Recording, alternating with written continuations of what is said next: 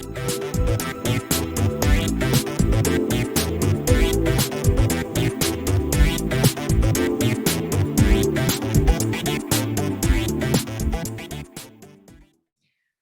everyone and welcome to this Heritage Volunteering Group Coffee Afternoon. It's March the 8th, which only means one thing. It is International Women's Day. So for today, we are going to be focused on gender and what that means to any of us and all of us. And we're going to hear from a couple of people about their own experiences about gender in the workplace. And for today, we're going to focus mainly on the workplace and professional development, but obviously you may have your own personal insights to share as well. So we're going to start off with our two speakers, and then we will move to an open discussion and some questions. So please keep your questions in your mind, pop them in the chat as they occur to you, and we will run a panel discussion once we've heard from Tamsin and Catherine. And so that I don't mistake you guys, I'm going to let you introduce yourselves and we will go from there. But a huge thank you to you both for joining us today. We're delighted to have you. Thank you. Catherine, do you want to introduce yourself and we'll go back to Tamsin? Of course, yeah. Hello, my name's Katherine McAlpine. I am the director of the Brunel Museum. I've been in that post for just over a year. So I'll be talking a bit, I suppose, about my career path, being director of a small museum, what that kind of means, and something that I might touch on is thinking about sort of gender in the workplace and kind of different kind of sectors. So heritage, I've also got a background in science communication and thinking about sort of trying to get more girls into STEM and actually sort of what do we mean, and maybe unpacking some of those ideas. I think there's a kind of interesting conversation to be had there. So I'm kind of looking to you guys for some insights. But yes, that's far too long for an introduction. I'll hand back over to Tamsin. Wonderful. I'm excited already, ladies. Thank you very much. Amazing. Thank you. Tamsin, that was brilliant. I loved that. I don't know if you could see me, but I was nodding through quite a lot of that. And it gave me quite a lot to think about in the kind of the talk that I'm about to give. So I think what I'll do is I'll sort of start a little bit by talking about me and my background. And I very hastily, while I was listening to Tamsin, I put some slides together, but to be honest, they're not really that much more compelling, but I can pop them out. I kind of realized that one of the defining features of my career has been sitting in a room and asking the question, where are the women? And that has kind of been a defining characteristic of my museum career to date. So I'm going to just give a couple of examples of that. So when I worked at the National Maritime Museum, a lot of what I was doing was about sort of bringing out those stories of women from the collection, so they were included in our in our kind of interpretation. So one of the and I was an event programmer, and one of the things that used to really kind of drive me up the wall was people saying, you'd be talking about an exhibition and people would go, well, where are the women? Where are the women in this exhibition? And you go, oh, well, you know, you could do an events program for that, couldn't you? We don't need to actually put them in the gallery. They don't actually need to be there permanently, do they? We can just do a 8th of March International Women's Day event, and then job done, box ticked. We've done the women, they're done.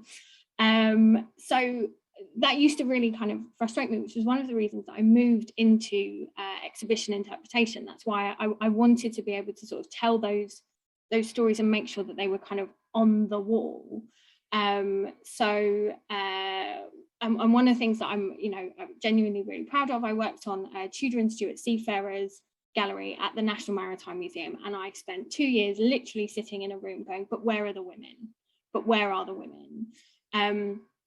And that can be a really tricky thing in museums when we're kind of thinking about our collections and the stories that we want to tell, because sometimes they're not there. because of the way that our society has been structured and the society that we live in, people haven't, previous, you know, curators, directors, collectors haven't considered women to be important enough, along with lots of other kind of identities and groups, but they haven't been considered important enough to collect. And I've really kind of seen it as my role to not do that collecting, not necessarily do that research, but to push my colleagues to ask that question. So that's kind of one of the things that I was sort of reflecting on while Tamsin was talking. So when I was at the Maritime Museum, if you ever go to the Tudor and Stuart Seafarers Gallery, which was the one I worked on, there was a whole section on the Anglo-Dutch Wars.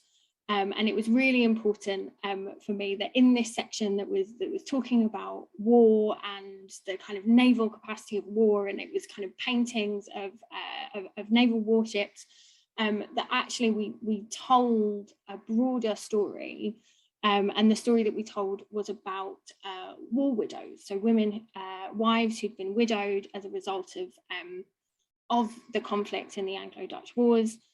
They'd written letters. I worked with a researcher, and they'd written these petitions to the Admiralty asking for more funds. They were basically saying that my widow's pension is not enough. My husband has been lost at sea. My husband has been left, and we need more funds. I need more funds to be able to support my family.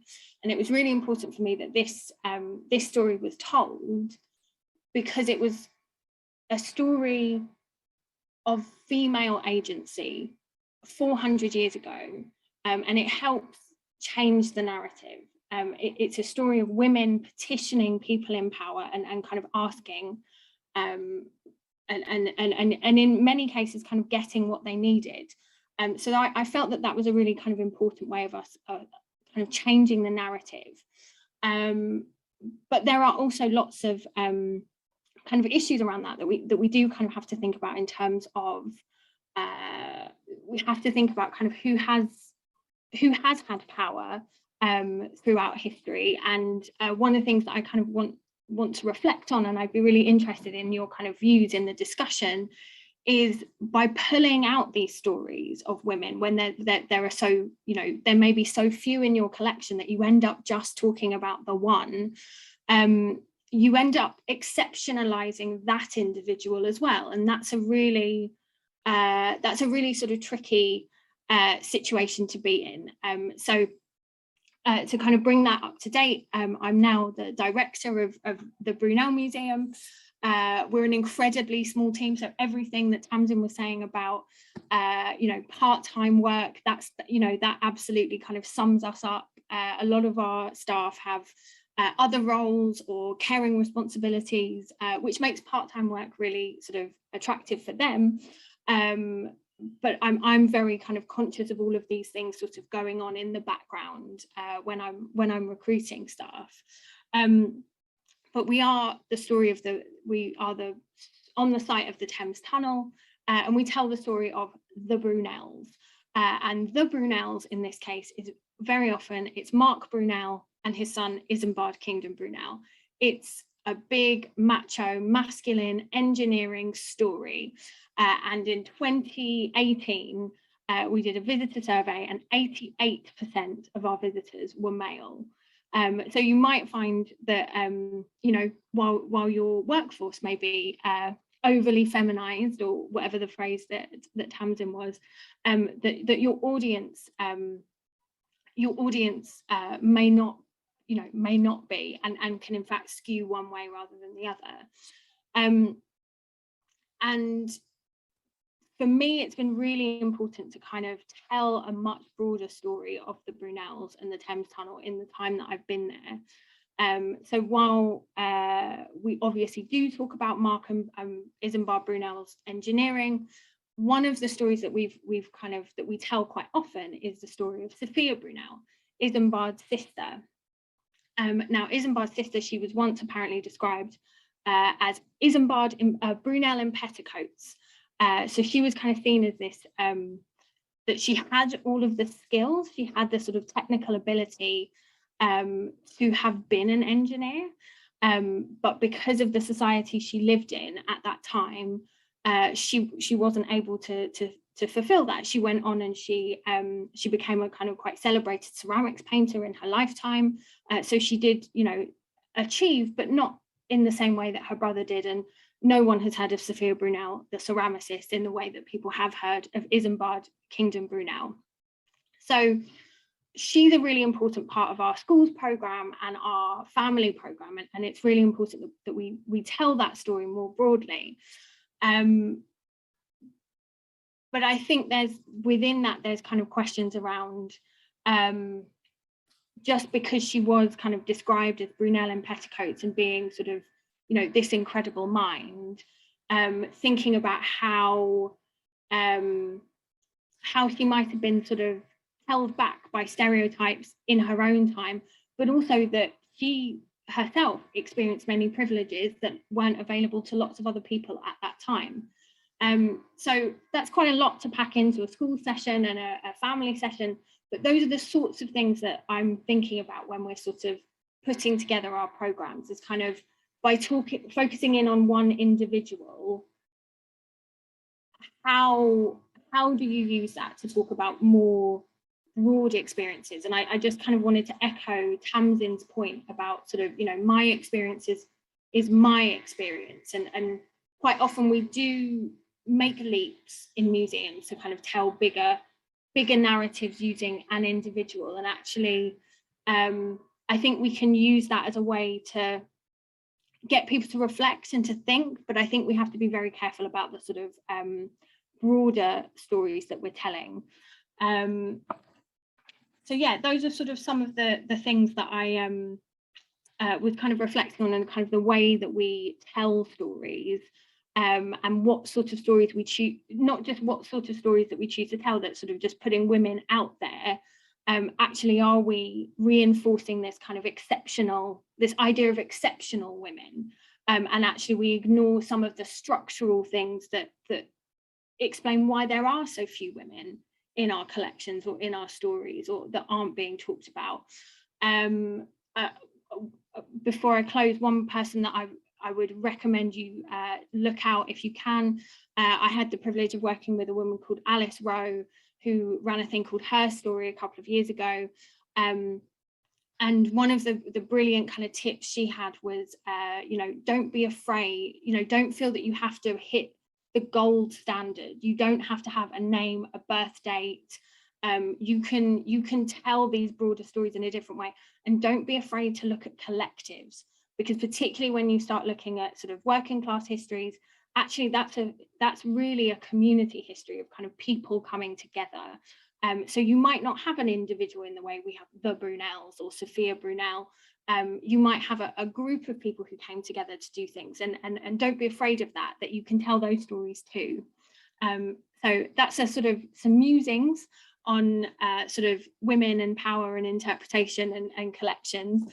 So, you know, just small things for a Tuesday afternoon. And I'll hand back over to Rhiannon.